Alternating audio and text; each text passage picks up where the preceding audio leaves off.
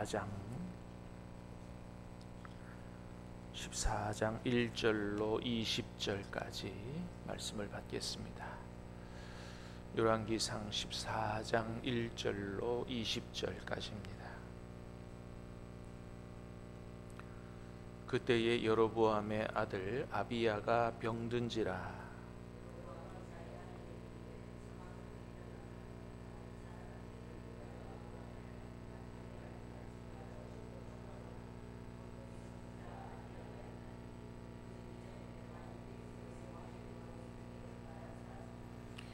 그대의 손에 떡 10개와 과자와 꿀 한 병을 가지고 그에게로 가라.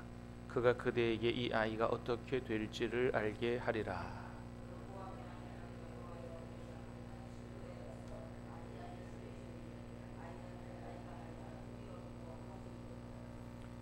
여호와께서 아히야에게 이르시되 여로보암의 아내가 자기 아들이 병들었으므로 내게 물으러 오나니 너는 이러이러하게 대답하라. 그가 들어올 때에 다른 사람인 채 하매니라.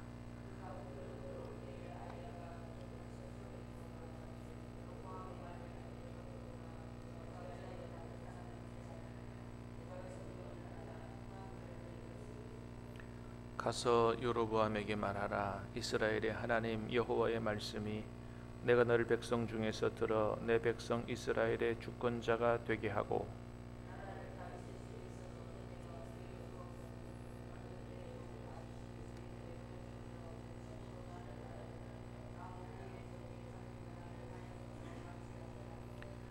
내 이전 사람들보다도 더 악을 행하고 가서 너를 위하여 다른 신을 만들며 우상을 부어 만들어 나를 노엽게 하고 나를 내 등 뒤에 버렸도다.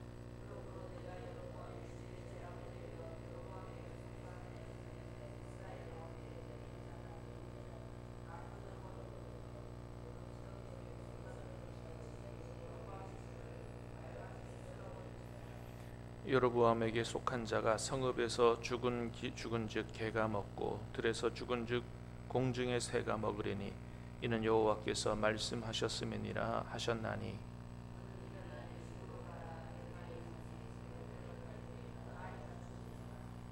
온 이스라엘이 그를 위하여 슬퍼하며 장사하려니와 여로보암에게 속한 자는 오직 이 아이만 묘실에 들어가리니 이는 여로보암의 집 가운데에서 그가 이스라엘의 하나님 여호와를 향하여 선한 뜻을 품었음이니라.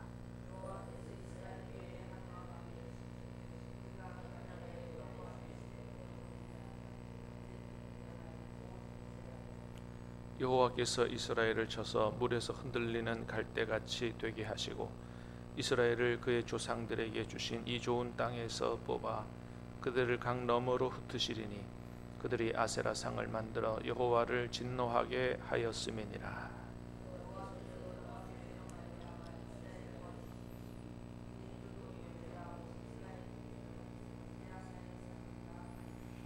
여로보암의 아내가 일어나 디르사로 돌아가서 집 문지방에 이를 때에 그 아이가 죽은지라.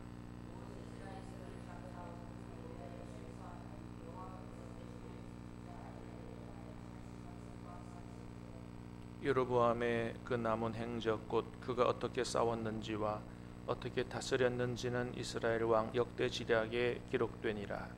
여로보암이 왕이 된 지 22년이라. 그가 그의 조상들과 함께 잠에 그의 아들 나답이 대신하여 왕이 되니라. 아멘. 자, 오늘 말씀은 북이스라엘의 초대 왕이었지만은 금송아지 만들고 북이스라엘 전체가 우상 숭배에 빠지게 한 큰 죄를 범한 여로보암 집에 대한 심판의 말씀이 오늘 본문 가운데 기록이 되어 있습니다. 자, 1절 말씀 다시 보겠습니다. 시작. 그때 여로보암의 아들 아비야가 병든지라. 아멘. 자, 뭐라고 기록했어요? 그때 여로보암의 아들 아비야가 죽은지라 그렇게 안 기록하고요, 병든지라 이렇게 기록하고 있습니다. 이게 무슨 말이냐 하면 이때까지만 해도 하나님께서 여로보암에게 기회를 주시고 있다, 그런 말입니다. 자, 오늘 말씀에서 읽은 것처럼 하나님께서 여로보암 집을 심판하시는데 어떻게 된다고 말씀하세요? 그 집에서 난 자는 다 쓸어버리겠다고 말씀하세요. 그래서 그 성읍에서 죽은 자는 개가 먹고 들에서 죽은 자는 공중에 새가 먹게 된다. 다 쓸어버리겠다 그러셨거든요. 근데 그의 아들을 쓸어버리지 않고 병들게 하셨다. 뭐예요? 아직까지도 하나님이 여로보암이 회개하고 돌아올 수 있는 기회를 주시고 계시는 거죠.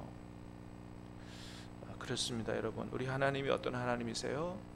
우리가 범죄했다고 해서 금방 하늘에서 무슨 번개를 내리거나 그냥 천둥을 치거나 해서 죽이시는 하나님, 심판하시는 하나님이 아니고 오래 참으시는 하나님, 기다리시는 하나님, 회개하고 다시 돌아오기를 기회를 주시는 하나님이 우리 하나님이시죠.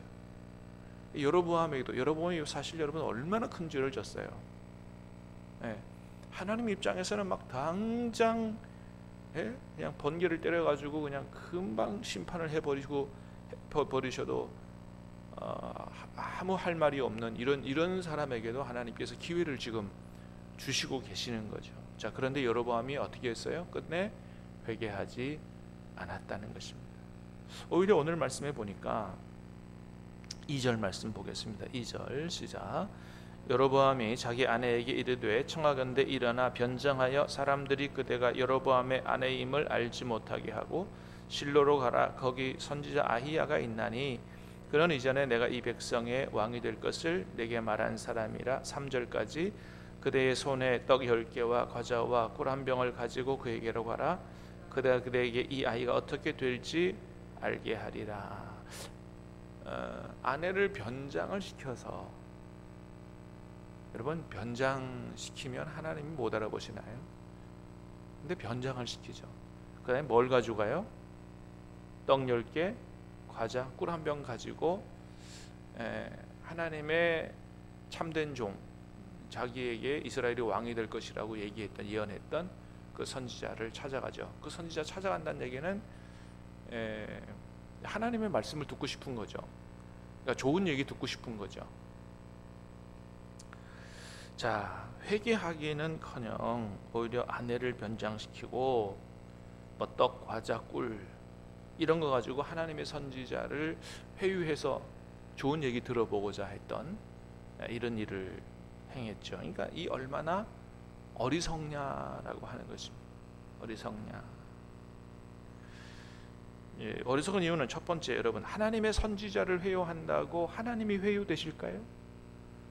하나님의 선지자를 회유할 수는 있을지 모르겠어요. 그죠? 네. 근데 그렇다고 하나님이 회유되시는 게 아니거든요. 중요한 건 뭐예요? 하나님의 마음이 바뀌셔야 되는 거죠. 두 번째, 하나님 회유가 돈으로 됩니까? 네. 헌금 많이 드리면 회개하지 않아도 막 죄가 막 용서되고 그러나요? 하나님이 무당입니까? 복채 많이 주면 막 좋은 막 점 쳐주고 막 그럽니까? 전혀 그렇지 않아요. 그러니까 하나님을 너무 모르는 거죠. 자기 욕심의 눈이 어두워진 채로 영안이 너무 어두운 것이죠. 자, 그런데 여러분 오늘 말씀 보세요. 하나님의 말씀을 전했던 아히야 같은 경우, 자, 몇 절입니까? 4절 5절 같이 봅니다. 시작. 여로보암의 아내가 그대로 하여 일어나 실로로 가서 아히야의 집에 이르니 눈이 어두워 보지 못하더라. 여호와께서 아히야에게 이르시되 여로보암의 아내가 자기 아들이 병들었으므로 내게 물으러 오나니 하게 대답하라. 그가 들어올 때에 다름인 사람인 채 하매니라. 아히야는 어떻다고요? 나이가 많아 눈이 어두워 보지 못하니라. 그러니까 아히야는 이제 나이가 많아서 육신의 눈은 어두워졌어요. 그런데 여전히 어떻게 해요? 하나님의 음성을 듣는 사람이었다. 영안은 밝은 사람이었다라고 하는 것이죠. 여러분 우리가 이렇게 돼야 되는 것입니다. 나이가 들어서 육신의 눈은 어두워져도 영안은 밝아야 되고요. 하나님과 친밀해서 하나님의 음성을 들을 수 있는, 우리 모든 성도님들이 다 이렇게 될 수 있게 되기를 주님의 이름으로 축복합니다. 특별히 우리 어르신들이 더 이렇게 될 수 있게 되기를 주님의 이름으로 축복합니다. 예. 여러분 그렇잖아요. 이제 나이가 1살, 2살 더 이렇게 뭐 저도 이제는 뭐 50 중반이 되다 보니까 나이가 1살, 2살 더 먹을 때마다 그런 생각이 더 확실해져요. 이 세상에 소망이 뭐가 있나? 하나님 외에 더 소망이 뭐가 있나? 그런 생각이 더 확실해집니다. 우리가 그렇게 돼야 되는 거지. 하나님 앞에 하나님 나라에 가까이 갈 때가 올수록 더 하나님을 사랑하고 사모하고 하나님과 더 친밀해지고 이래야지. 그러지 못하고 육신의 눈도 어두워지고 영안도 어두워지고 세상 욕심으로 가득 들어차고 세상 떠날 때도 이 아파트를 처분을 어떻게 하라 뭐 이렇게 그냥 그런 유언을 남기고 가면 참 곤란하다라고 하는 것이죠. 자, 아히야는 나이가 많았지만 굉장히 영안이 밝았다. 자, 여로보암이 끝내 회개하지 않아서 결국 그 병들었던 아이가 어떻게 돼요? 죽게 됐다. 13절 말씀 볼까요? 13절 시작. 온 이스라엘이 그를 위하여 슬퍼하며 장사하려니와 여로보암에게 속한 자는 오직 이 아이만 묘실에 들어가리니 이는 여로보암의 집 가운데에서 그가 이스라엘 여호와를 향하여 선한 뜻을 품었습니다. 결국 그 아이는 세상을 떠나게 됩니다. 자, 세상을 떠나게 되는데 하나님이 그 아이에게 긍휼을 베푸세요. 하나님께서 여로보암 집을 심판하시는데 그 지체가 개에게 먹히든지 아니면 공중에 새에게 먹히든지 그런데 이 아이만 묘실에 들어가게 된다. 이유는 뭐라고요? 그가 여로보암의 집 가운데서 하나님을 향하여 선한 뜻을 품었기 때문이다. 그러니까 하나님을 향하여 어떤 선한 믿음을 가졌다는 것이죠. 그래서 얘만 살려주셨으면 얘만이라도 살려주셨으면 더 좋았겠지만 하나님은 성경에도 말씀하는 것처럼 이 세상에서 꼭 장수하는 것만이 축복이라고 말씀하시지 않습니다. 죽음을 맞아도 주님 안에서 죽는 자는 복되다고 말씀하십니다. 왜요? 영원한 하나님의 나라가 있기 때문에. 그러니까 이 아이만 묘실에 묻힌다는 얘기는 단순히 묘실을만을 얘기하는 게 아니고 여로보암 집의 모든 사람이 다 심판을 받지만 이 아이는 죽어서 나의 품에 안긴다 하는 의미가 그 속에 있을 거다. 왜냐하면 그가 하나님을 향하여 선한 뜻을 품었기 때문이다. 이렇게 볼 수가 있습니다. 그래서 하나님이 이렇게 죽는 사람에게도 은혜를 베푸시죠. 자, 오늘 말씀 가운데서도 보면 우리 하나님은 은혜 베푸시는 하나님이신 것을 볼 수가 있어요. 여러분 8절 말씀 같이 볼까요? 8절 시작. 나라를 다윗의 집에서 찢어내어 내게 주었거늘 너는 내 종 다윗이 내 명령을 지켜 전심으로 나를 따르며 나보기에 정직한 일만 행하였음과 같지 아니하고. 자, 다윗을 보고 뭐라 그래요? 전심으로 나를 따르며 또 뭐예요? 나보기에 정직한 일만 행하였다. 다윗을 하나님이 이렇게 평가하세요. 다윗이 이때는 다윗이 죽은 이후거든요. 그러니까 다윗의 인생을 평가할 때 어떻게 평가한다고요? 전심으로 나를 따랐고 나보기에 정직한 일만 행했다고 평가하십니다. 이게 다윗을 향한 하나님의 평가예요. 근데 여러분 다윗의 인생을 보세요. 다윗이 하나님 앞에 정직한 일만 행했나요? 아니거든요. 다윗이 하나님 앞에 큰 죄를 지었습니다. 어떤 죄를 지었어요? 남의 아내를 범하고, 그러니까 성범죄, 그의 남편을 죽이고 또 거짓말도 하고 엄청나게 큰 죄를 졌어요. 근데 뭐라고요? 정직한 일만 행했다는 거. 아니 여러분 이게 무슨 말이에요? 아니 다윗이 엄청난 죄를 지은 것을 우리가 다 아는데 하나님은 뭐예요? 그거 기억을 안 하신다는 겁니다. 왜 안 하실까요? 눈물로 회개했기 때문이에요. 할렐루야. 여러분 하나님께서 우리가 하나님 앞에 눈물로 진심으로 회개한 죄는 어떻게 해요? 기억하지 않겠다고 말씀하셨어요. 약속하셨어요. 도말하신다고 말씀하셨어요. 도말이 뭐예요? 페인트 칠하는 거잖아요. 벽에 오래되면 낙서도 있고 그러면 뭐예요? 페인트 싹 칠하면 뭐예요? 안 보인단 말입니다. 빨간 줄 긋는 게 아니에요. 세상의 사람들은, 세상에서는 죄를 짓고 감옥에 갔다 오면 뭐예요? 전과자라 그래서 그 옛날에 기록이 남아요. 근데 하나님은 어떻게 하신다고요? 기록이 안 남도록 하신다. 할렐루야. 예수님의 보혈이 능력이 있는 줄로 믿습니다. 우리의 모든 죄를 말갛게 씻겨 너희의 죄를 기억하지 않겠다고 말씀하세요. 그러니까 다윗이 범한 죄를 기억하지 않는 거예요. 뭐만 기억해요? 잘한 것만 기억하는 겁니다. 이게 얼마나 놀라운 복음이에요. 나중에 하나님 앞에 가가지고 우리가 회개하지 않은 죄가 다 드러나면, 하나님 앞에 가서 드러나는 것만을 얘기할 필요가 없어요. 여러분, 지금도 우리가 지은 죄들이 막 폭로가 되고 막 그래서 뉴스가 되고 막, 이게 얼마나 두려운 일입니까? 그것만큼 두려운 일이 없어요. 나중에 하나님 앞에 가서 우리 죄가 다 드러나면 이게 얼마나 이게 저한 일이에요. 그래서 하나님 앞에 가기 전에 어떻게 해야 돼요? 모든 죄를 회개해야 되는 것입니다. 근데 하나님이 어떻게 하면 죄를 용서해 주신다고 말씀하세요? 자백만 해도 용서해 주신다고 말씀하세요. 너희 죄를 자백하면 하나님은 의로고 미쁘사 우리 죄를 깨끗게 하신다라고 말씀하십니다. 그러므로 사랑하는 여러분, 하나님 앞에 우리가 회개하지 못한 죄가 있다면 다 오늘 이 아침에 내어놓고 자백하고 용서받을 수 있게 되기를 주님의 이름으로 축복합니다. 그래서 나중에 하나님 앞에 내가 너를 볼 때 좋은 것, 잘한 것만 하나님께서 보고 칭찬해 주시는 그런 은혜 있게 되기를 주님의 이름으로 축복합니다. 하나님이 은혜를 베푸시는 하나님이세요. 그러니까 우리 하나님 그렇게 좋으신 거죠. 세상에 어떻게 이렇게 다윗을 나보기에 정직한 일만 행했다고 평가하십니까?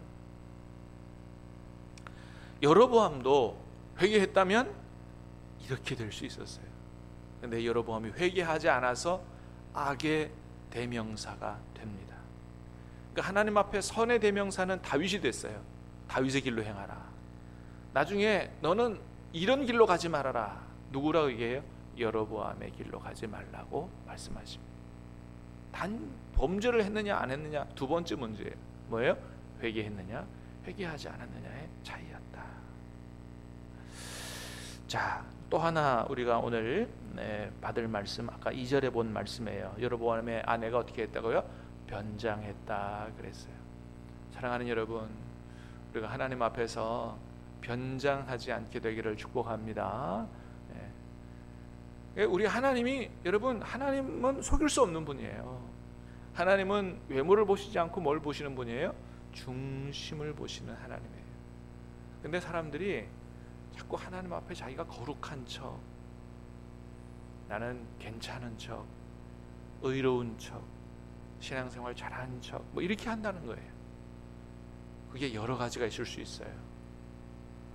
내가 하나님 앞에 어떤 중직을 맡으면 괜찮은 사람인 것처럼 나를 포장할 수도 있고요. 아니면 헌금을 많이 드리는 것으로, 아니면 봉사 열심히 하는 것으로 나는 신앙생활을 잘하고 있겠거니, 이렇게 자기가 착각하고 자기를 포장할 수도 있을 거예요.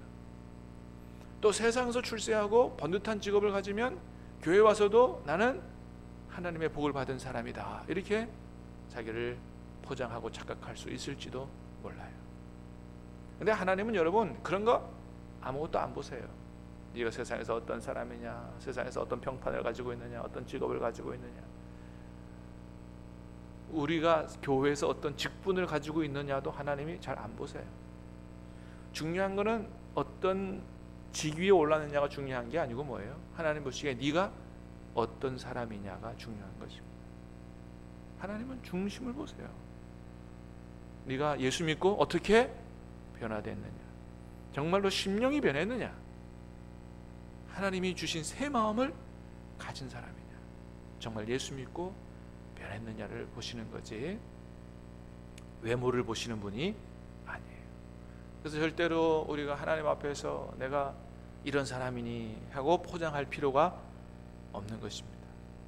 그러므로 사랑하는 여러분, 오늘 이 아침에 오늘 주시는 말씀을 가슴에 새기고, 회개하지 못한 것 있으면 철저하게 회개하고 하나님 앞에 우리 자신을 바르게 세우는, 정말 모든 걸 벗고서도 하나님께서 기뻐하실 만한, 하나님이 예수님 보고 그러셨어요. 너는 내 사랑하는 아들이오네 기뻐하는 자다, 이렇게 말씀하실 수 있는 그런 하나님의 거룩한 자녀들, 순결한 자녀들로 우뚝 설 수 있게 되기를 주님의 이름으로 축복합니다. 기도하겠습니다. 은혜로우신 주님,